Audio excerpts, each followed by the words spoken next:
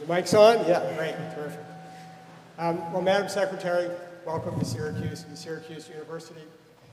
When we worked together, you told me often how much you appreciated the affection you had for people here and for this community. And I want to assure you, as you could tell from the reception here, that the feeling is entirely mutual.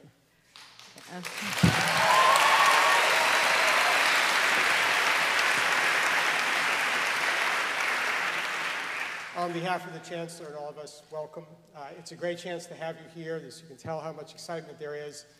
You know, I know you get a lot of questions and a lot of opportunity to discuss the hot spots of the day, but I'm hoping today in the time that we have a chance to reflect a little bit more broadly on some of the challenges and opportunities that you faced as Secretary of State working with President Obama. And I've had a chance to get a lot of questions and thoughts from our students and faculty coming into this, and some of the questions that I want to ask you come from them as well.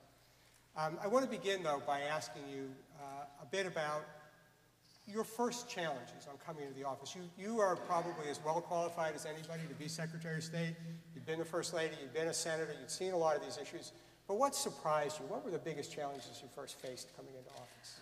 Well, first, Jim, let me tell you how delighted I am to be back here in Syracuse at the university in upstate New York and have a chance to see a lot of old friends, but also to come to this extraordinary university. I want to thank the Chancellor, with whom I worked so closely when I was Senator. And I also want to forgive her for stealing you. You know, you were my deputy, and we were facing a lot of tough issues together, but certainly I could only say multitudinous positive things about coming to Syracuse and living here with, you know, such an extraordinary quality of life. And you and Sherry, who is now so ably also serving the university, are deeply missed at the State Department and in Washington, but I certainly have every reassurance and reason to believe that you are in the right place, and I had a chance to meet with your class before coming here, and I greatly enjoyed that. I think that trying to go back in time to January of 2009, if you remember the challenges that we were confronting, particularly the economic crisis, which had such severe impacts here at home, but also around the world, and had certainly affected the view that people around the world had of American leadership.